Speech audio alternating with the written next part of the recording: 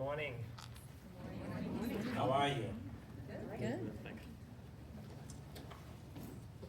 Just a AI disclaimer, this presentation is human-led, human-delivered, and there's going to be hardly any mention of AI for the next 20 minutes or so that we're together.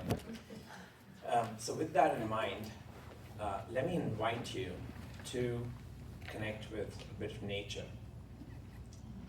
So with your eyes open, just imagine the most beautiful, the most glorious, the most majestic tree that you have known. Just visualize that for a moment. And when you think of this tree, what do you see in front of you? Probably see a big, large spread with beautiful green leaves spread over a large part of land. And that tree has a big wide trunk, and if you were to try and hug it, you couldn't get your hands around it. And then it goes into the ground, and there are the roots. And now for a moment, just think about what's going on with this tree. This tree has leaves, and these leaves take energy from the sun, which becomes the fuel for the tree. And then it has branches and stems that act as a transportation system, which helps bear fruit. And then it rests on this big trunk that gives it size and gravitas and grounds it. And then it goes into the ground, into roots, and the roots are long and deep and wide, and you can't even see them. And this tree has stood for a long, long time, and it's seen many amazing seasons, and it's seen great sunlight and nourished itself with that, and it's seen beautiful rainfall and nourished itself with that. But it's also seen adversity, and it's seen thunderstorms and hurricanes and almost been uprooted, and yet it stands there today. So imagine for a moment how that relates to your organization. And when you come to think of it, an organization is much like a tree, isn't it? You have these leaves, which are your products and services that you put out there in the market, and you get paid for it, and that provides fuel for the organization. And then you have these branches and stems, and those are all the locations and regions that you operate in. And then you have this big trunk, which are your businesses and business units and functions, and that's where you have manufacturing and supply chain and HR and finance and all those good things, and that's where all your people reside. And then you have roots. So what are the roots of an organization? Ever thought of that? And the roots are the capacity that your people have to be able to perform. Now, I'm very well aware that I'm talking to senior enterprise and HR leaders in this room, and all of us are focused on the fruits, just like everybody else, the money, the profits, the revenues, and all those good things that we expect out of our organization. But how do they get produced? They get produced by the people, and their ability to create outcomes is a direct factor of their capacity to perform. Yet how many of us actually focus on that capacity?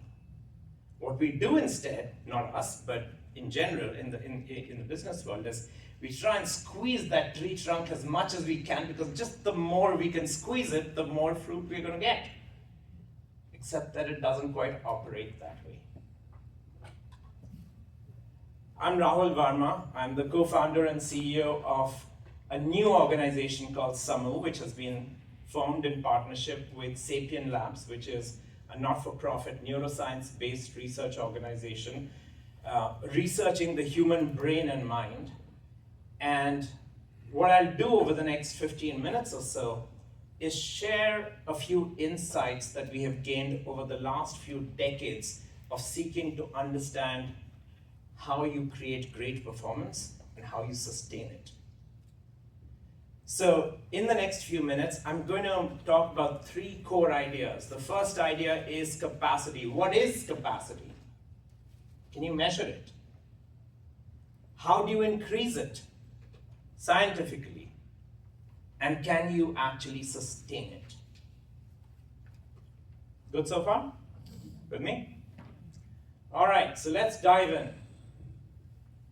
What is capacity? How do you define capacity? And the way we define capacity is very, very similar to how the World Health Organization looks at it, which is the ability of a person to be able to function well and feel well and be able to navigate life's challenges. It's very simple, isn't it?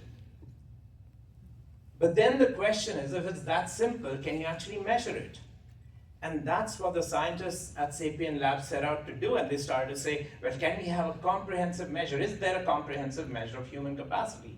And in doing so, they studied all the assessments in the world that had been created, 125 of them, went through thousands and thousands of questions, only to realize there was no existing comprehensive measure of capacity. So they created one. And it's called the MHQ, the Mind Health Quotient, which measures 47 factors that are aggregated into these 6 dimensions that you see on this beautiful chart. And they released it out in the world as a free service to the world. And 6 years since then, more than 2 million people have taken it in more than 70 countries, making it the world's largest and fastest growing database of human capacity. So now you're wondering, you've got this guy in this colorful sweater talking to you about human capacity, and I've got my job as an HR leader, a talent leader, and like, what does this have to do with me? Why does this matter? It matters for 2 reasons. The first is that capacity is directly correlated to performance. This is what our research has shown. So the MHQ has been constructed on a 300-point scale, minus 100 to plus 200, so bad, distressed, all the way to thriving. And what we've learned through very large-scale research, this is not cute 20 people taking us, this is like large-scale research. And what we've really learned is that capacity directly correlates to your ability to be able to get up and function and accomplish the tasks that you set out to do, and even to show up for work. There's a direct one-on-one correlation.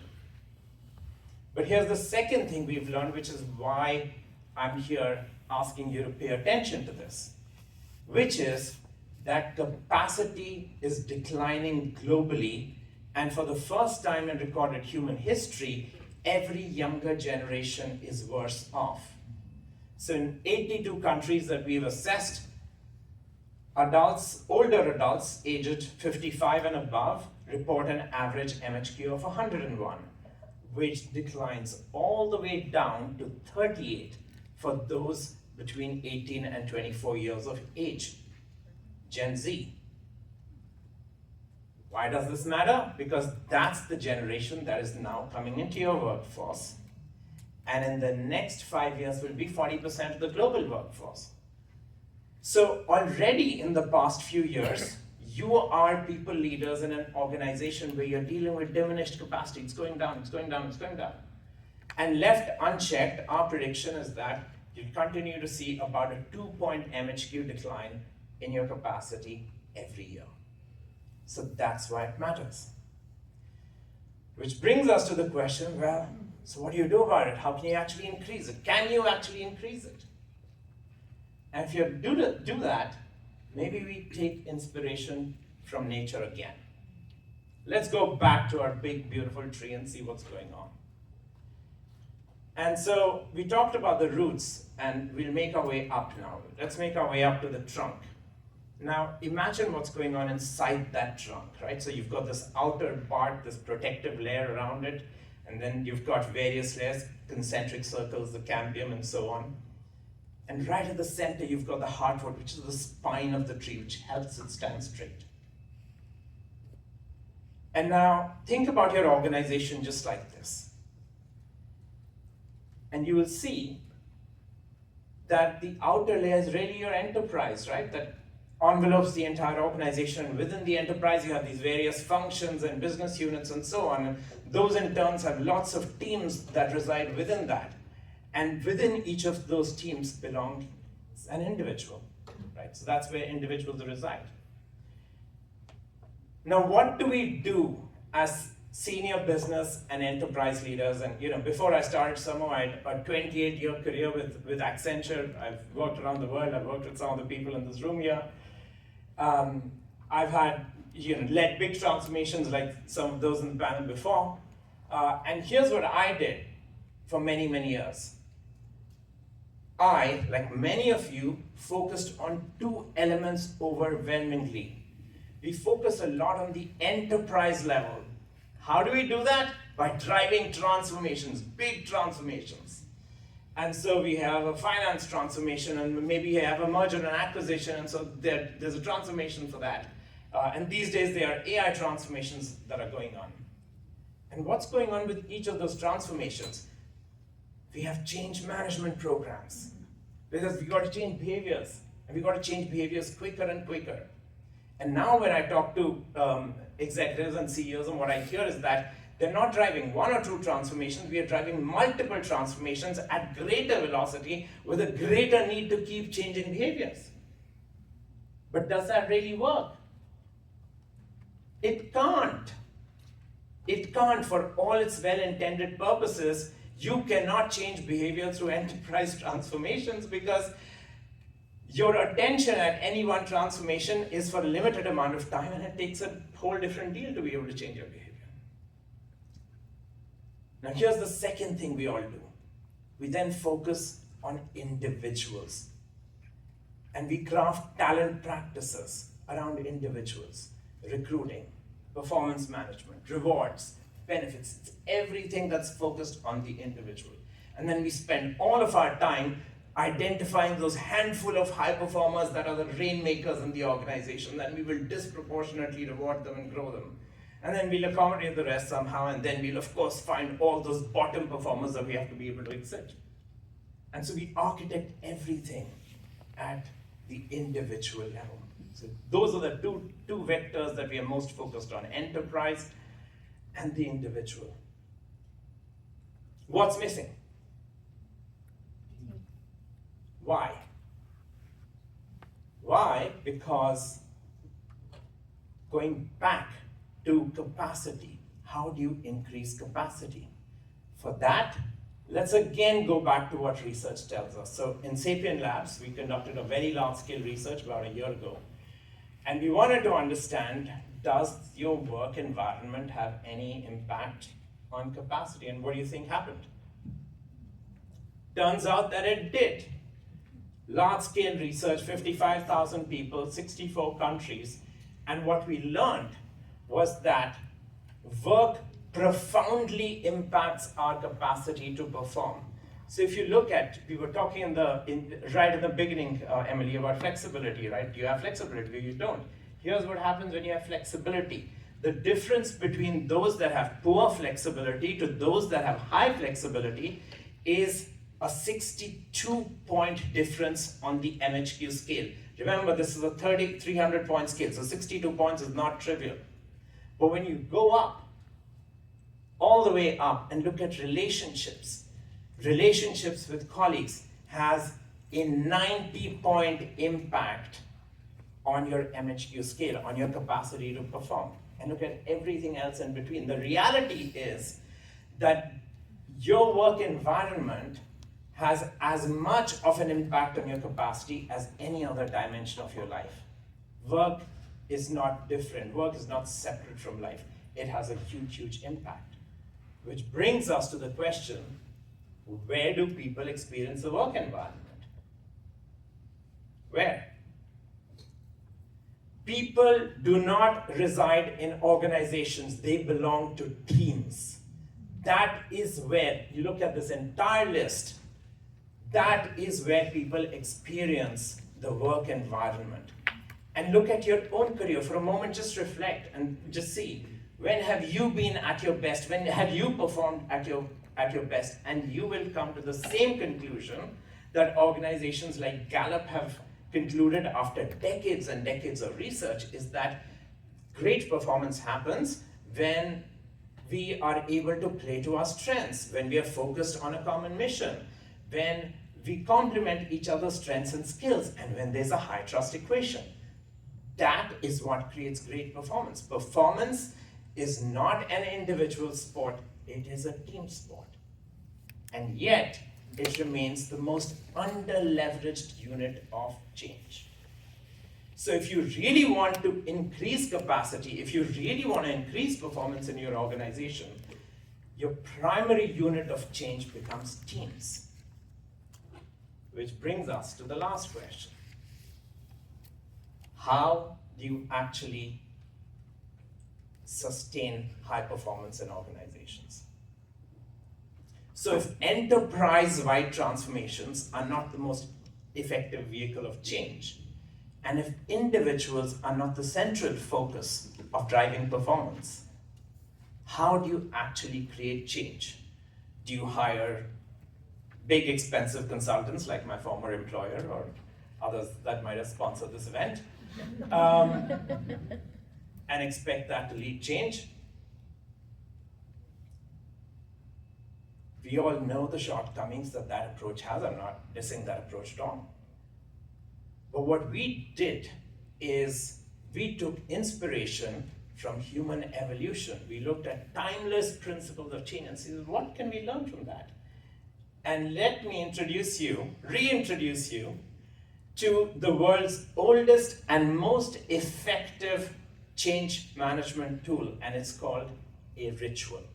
Ever heard of that? A ritual. So now you're thinking like, God, where is this guy going to go next? Because when I think of a ritual, I've experienced it in my religion, or I have experienced it in my family. Like, what does this have to do with organizations? But really, when you look at human history and you look at civilizations and communities and tribes that have survived and thrived over a long, long period of time, one of the most distinguishing characteristics for them to have been able to do so is the presence of rituals that actually brought people together. In many, many cultures around the world, every single night people would come together around a fire and gather. Or they would coalesce in town squares, or the country that I come from, around a banyan tree. And that's where people would come together, the young and the old, and the men and the women, and hierarchies would get dissolved, and wisdom would be passed on. And when there would be a threat from a competing tribe, they would craft their strategies. And when there would be adversities and droughts and famines, they would figure out how to be able to distribute the few things that they had. And they had rituals, and we figured out that those tribes that didn't have rituals that brought people together never lasted. And so rituals really matter. More recent research actually tells us that when rituals meet three criteria, when they have an action or a word that is done together and has meaning for people. So when a ritual is physical, as in it's an action or a word, it's psychological, it has meaning, and it is done together, it actually increases meaning transfer and group performance. So now, I'm not going to come and advocate for you to start taking your teams out and get them to dance around fires, or to get them to slash their fingers and swear their allegiance to the new organizational cult and sign it in blood. No, that's not what rituals are for. The highest performing environments ritualize specific moments, specific daily moments that each one of us experiences. When somebody joins a team, when you set goals, when you check progress against those goals, when you give feedback or receive feedback, when you have team meetings, when you have one-on-one meetings. The highest performing organizations ritualize that. And there are many examples, even in the corporate realm. So Amazon has been known to have this famous 2 pizza rule. Any team that can't be fed in 2 pizzas is too big to solve a problem effectively. Another organization, McKinsey, gold standard in consulting. They have rigorously ritualized specific practices like giving and receiving feedback, problem identification, team norms. And these actually start from the time they recruit people. They test people on this and start to talk about them. From the day they join, they are taught to give and receive feedback, and then they practice it over and over in case studies. And so then over a period of time, this becomes daily practice. That's what rituals are like. Think of elite sports, many great examples of that in the defense forces or the armed forces around the world. So rituals, if you can ritualize daily practices that teams have, are your biggest change management tool. So what does this all mean? How do you actually bring it together? And this is the problem that we at Samuh, Mike is here, Mike Gabor, my colleague and I, along with a bunch of scientists have been looking at. And here's how we support organizations. The idea is not to ignore the enterprise dimension or to stop focusing on the individual. The idea is to get the balance right and do the right things at every level. So what do we advocate at the enterprise level? Well, you cannot manage what you can't measure. So you need to be able to measure capacity. So along with Sapien Labs, we've created a measure. It's called the Org MHQ, and it answers 3 questions for you. What is the capacity to perform of your people? Where should you be most focused? And 3, which specific actions and factors will give you the biggest gains in performance? So that's what we advocate at the enterprise level. Measure what matters. Teams. So I talked about the importance of teams, and you're probably sitting over here saying, well, but I have so many teams, where would I even start? How can I do this at scale? And before I started Samuh, my last role in Accenture was as the CHRO for the technology business globally. And this was just at the beginning of COVID. We were a $25 billion business employing about 275,000 people. And like everybody, we had this dip. And then we suddenly started to see a very significant growth trajectory. Nisha's here smiling. We were on the same team doing this. And I soon realized that we had this big opportunity ahead of us, but we were dealing with an entirely dysfunctional team. Daniela and I used to talk about that every day. So I started to wonder, well, how can we actually deal with it? Anybody dealt with dysfunctional leadership teams, by the way? No one in this room, never, right? And so I started to wonder, well, how are we just going to lose a big opportunity if this is what we're going to be dealing with? And I went out and I found this amazing performance coach from whom I've taken a lot of inspiration. And we took our leadership team through a 1-year-long journey to ritualize high performance. And it was difficult to do because it was within COVID, hard to get people together and so on. But what Owen did with us was really connected us to a purpose that was bigger than ourselves. He connected us to our identity story and where we came from. And the idea was that the sun was shining on us for a brief period of time, and what would our legacy be? And within that, we looked at very specific practices that we could actually ritualize.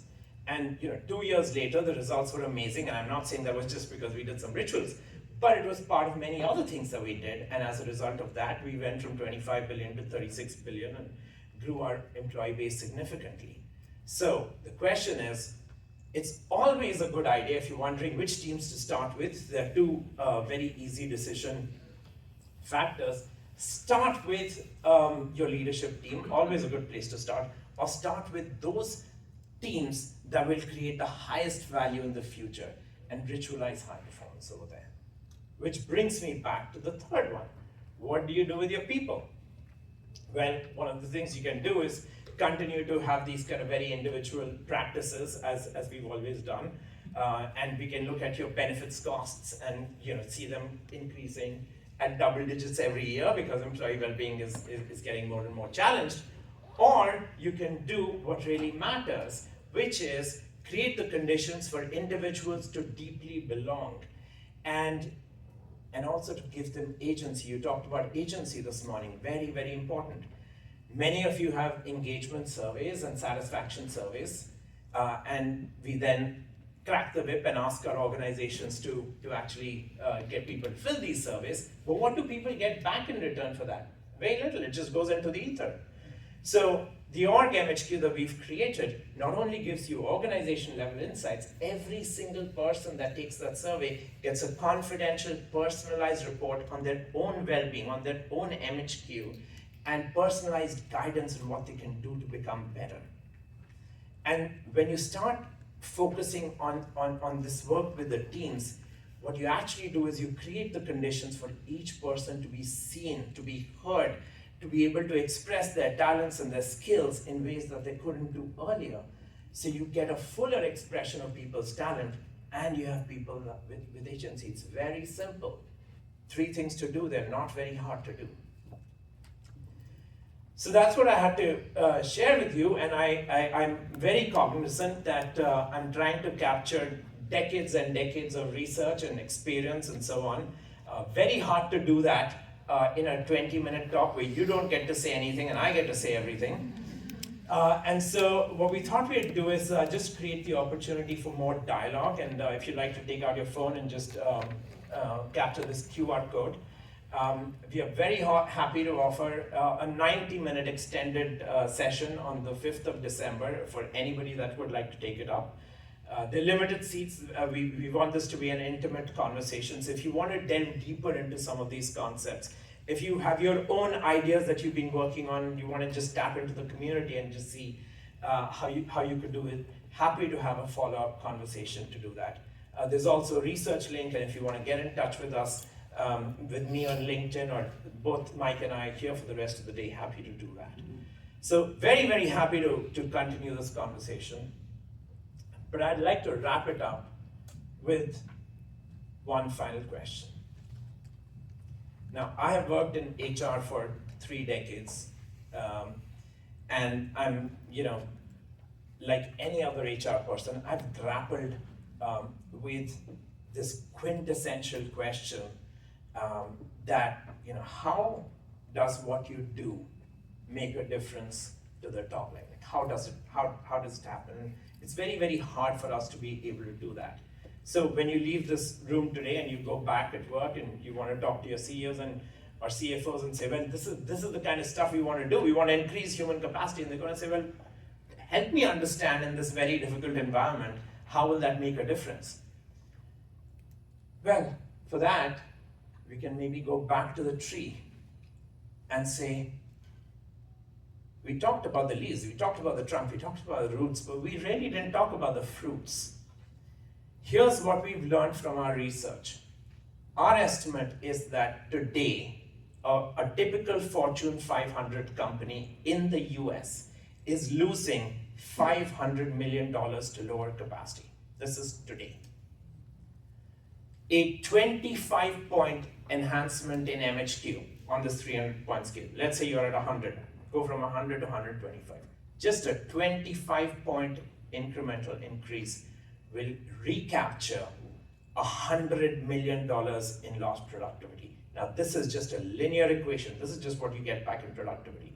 But more than that, you get an organization that's more adaptable, more innovative, more productive, more collaborative, and more resilient. And that's why this work matters. It is not enough for us to keep pursuing organizations where top lines grow if the people can't grow with that. And that's the reason we are undertaking this work. Thank you so much.